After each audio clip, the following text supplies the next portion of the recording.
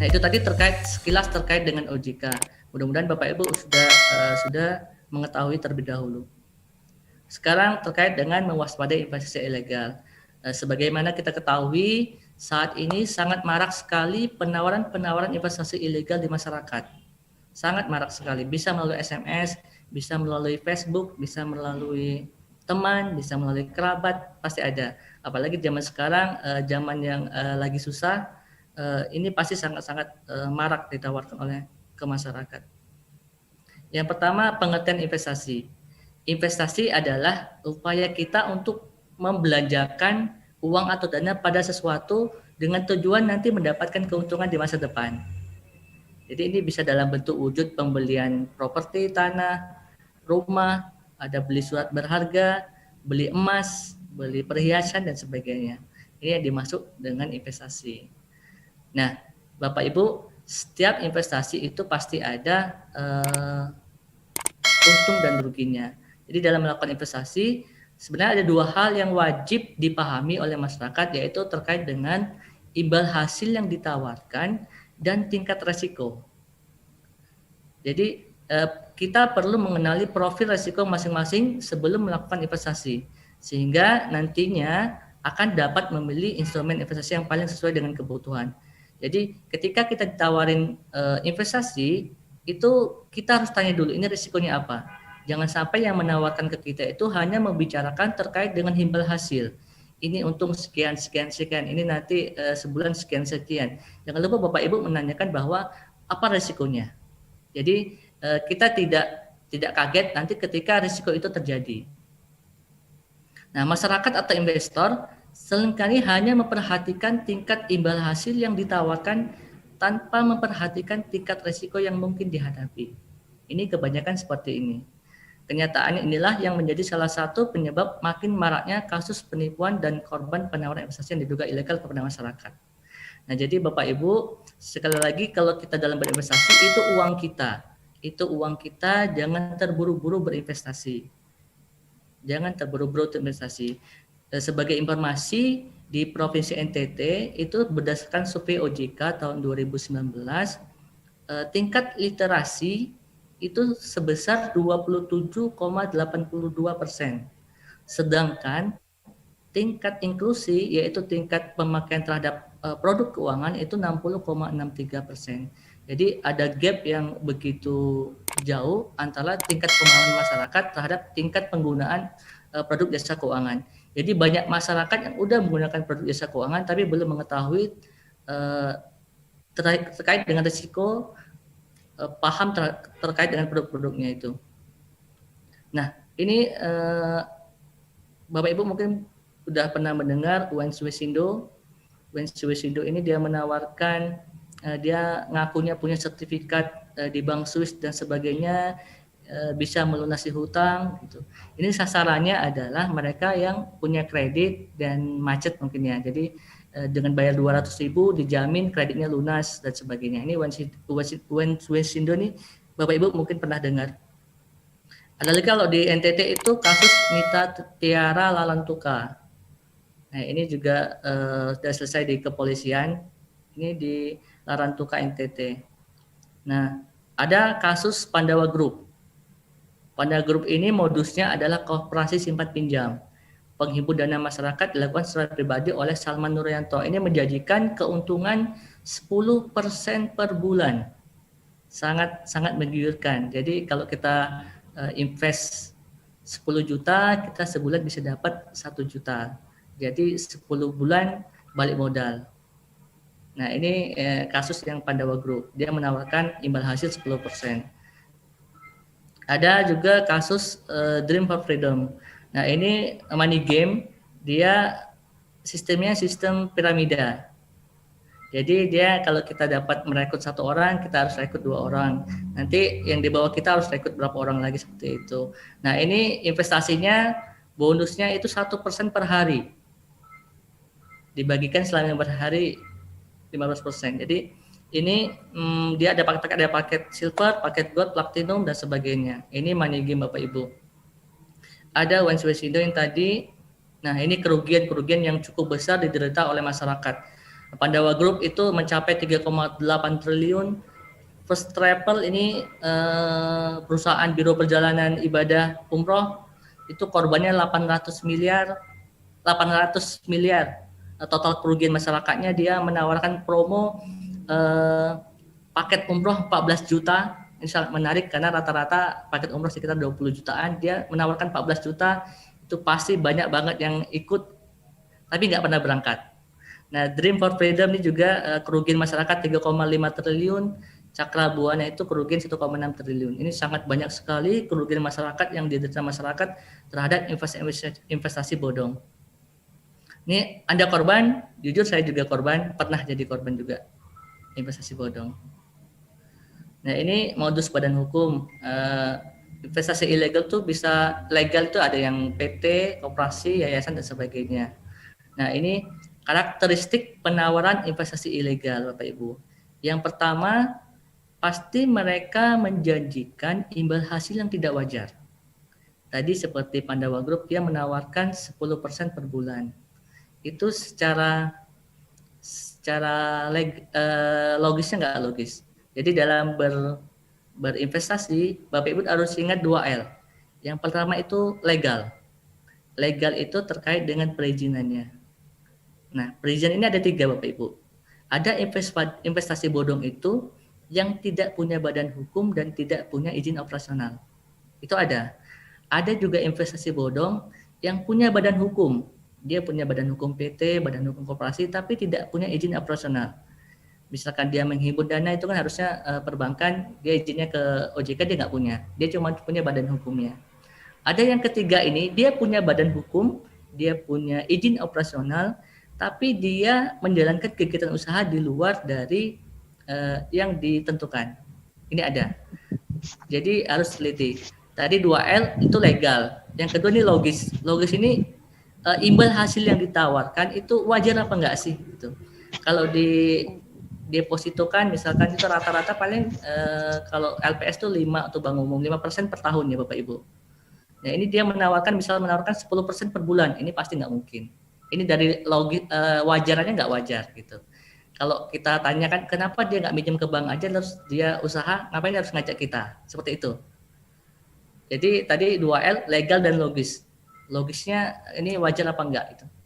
Yang kedua, merupakan gerakan bersifat global dan melibatkan jutaan partisipan. Ini pasti ngakunya seperti ini Bapak Ibu. Pasti dia ngakunya ini banyak udah banyak yang ikut segala macam. Ini seluruh dunia juga ikut gitu. Bisa mereka seperti ini. Yang ketiga, bersifat berantai member get member. Namun tidak terdapat barang yang menjadi objek investasi atau terdapat barang namun harga barang tersebut tidak wajar. Nah, ini mereka biasanya sistemnya itu kita piramida Bapak Ibu. Kita diminta untuk mencari orang lagi. Nanti orang itu diminta untuk mencari orang lagi. Apabila nanti ada barang yang dijual belikan itu hanya sebagai kedok aja. Harganya pun tidak wajar. Daftar misalnya 1 juta, 2 juta padahal harga barang nggak sampai segitu. Yang keempat, dana yang masyarakat dikelola diinvestasikan kembali pada proyek di luar negeri. Ini pasti pengakuan mereka seperti ini, agar tidak dapat dilacak. Jadi mengakunya diinvestasikan di luar negeri, padahal itu uang itu diputar-putar sesama anggota. Nomor 5, sistem tidak transparan dan tidak ada pihak yang memastikan transparansinya. Ini pasti apabila mereka investasi bodong pasti tidak ada instansi atau lembaga-lembaga yang mengawasinya, sudah pasti. Yang keenam, menggunakan public figure. Nah, ini banyak juga terjadi investasi bodong itu mereka dalam rangka menggait masyarakat, dalam rangka merekrut orang, mereka mengajak dulu public figure. Bisa ini ulama, bisa pendeta, bisa tokoh masyarakat, bisa mungkin kepala sekolah dan sebagainya. Nah, yang poin ini kejadian di saya Bapak Ibu sebelum saya masuk OJK ini juga keluarga saya pernah ikut investasi bodong. Itu diajak oleh ulama Bapak Ibu. Ulama udah ikut duluan, nah itu ngajak kami. Nah, ini juga salah satu metode yang dijalankan oleh investasi bodong seperti ini. Dia mengajak public figure dulu. Bisa ulama, bisa kepala desa dan sebagainya. Yang nanti ke bawahnya akan lebih mudah untuk mengajak orang. Nomor 7, tidak ditawarkan melalui lembaga penyiaran, TV atau radio. Nah, ini memang kebanyakan investasi-investasi ilegal atau bodong itu mereka tidak menawarkan secara langsung melalui TV-TV nasional. Mereka pasti tawarkan melalui WhatsApp, melalui SMS, melalui Facebook, melalui orang per orang secara langsung gitu. Kebanyakan seperti ini. Nomor 8, memberi kesan seolah-olah investasi tersebut aman dan bebas risiko.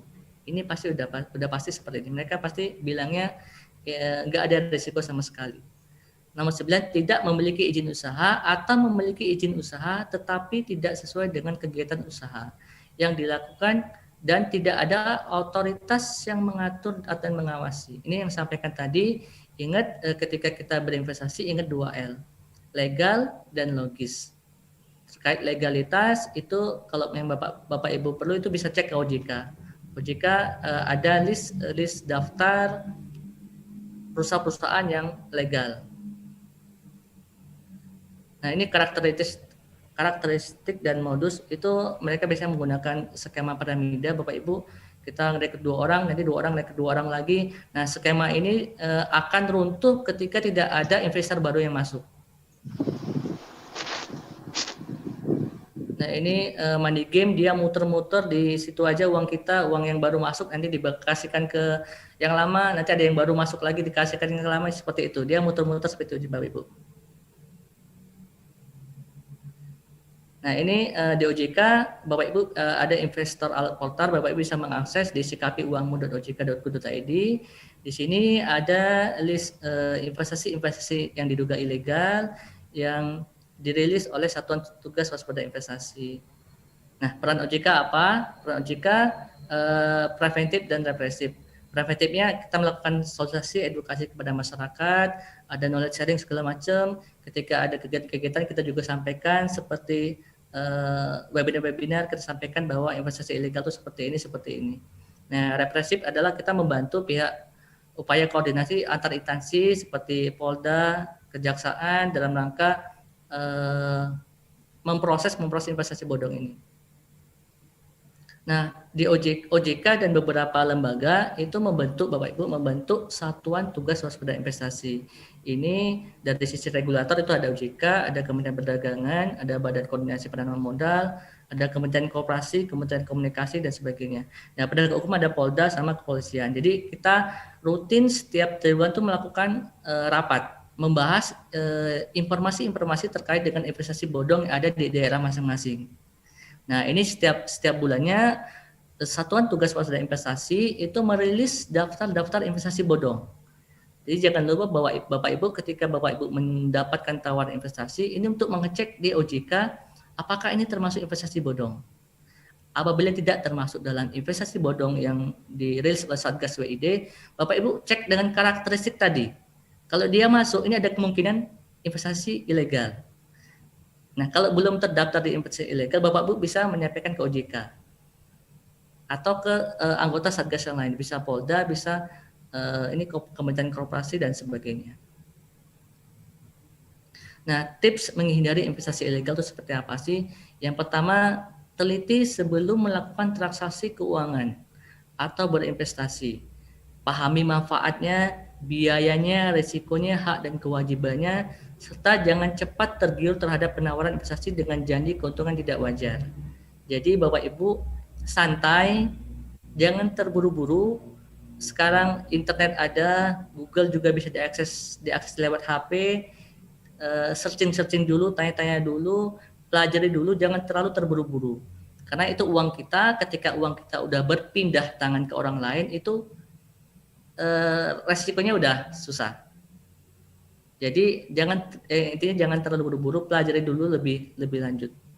Pastikan bahwa produk, jasa atau orang perusahaan yang melakukan penawaran investasi tersebut telah memiliki izin sesuai peruntukannya dari salah satu lembaga atau otoritas yang berwenang. Ini Bapak Ibu bisa mengecek di OJK, bisa ngecek ke Dinas Koperasi kalau dia koperasi, bisa mengecek ke lembaga lainnya. Surat izin usaha perdagangan SIUP bukanlah izin untuk melakukan penghimpunan dana masyarakat dan pengelolaan investasi. Ini SIUP bukan merupakan izin untuk melakukan penghimpunan dana. Kalau penghimpunan dana itu misalkan dia dalam bentuk perbankan, dia izinnya ada di OJK dan sebagainya. Nah, ini segera laporkan kepada polisi atau sekretariat Satgas Waspada Investasi apabila mengetahui ada tawaran penghimpunan dana dan pengelolaan investasi yang ilegal dan mencurigakan. Jadi Bapak Ibu, ketika Bapak Ibu ada tawaran investasi ilegal, itu segera laporkan ke polisi atau ke OJK sebagai sekretariat SWID. Nanti kita akan proses lebih lanjut dengan melakukan klarifikasi. Dan memang kalau memang terbukti sebagai investasi bodong atau ilegal, akan kita rilis dalam list investasi bodong yang dirilis setiap bulannya oleh SWI. Nah, ini akses layanan konsumen di OJK bisa Bapak Ibu pengaduan di konsumen.ojk.go.id, kontak 157, fax, sikapi uangmu.ojk.go.id dan sebagainya. Ya, terima kasih. Mungkin ini yang dapat saya sampaikan sedikit tadi terkait dengan OJK, terkait dengan mewaspadai investasi. Mungkin nanti kita bisa lanjut dalam sesi tanya jawab. Terima kasih Mbak Apel, saya kembalikan ke Mbak Apel.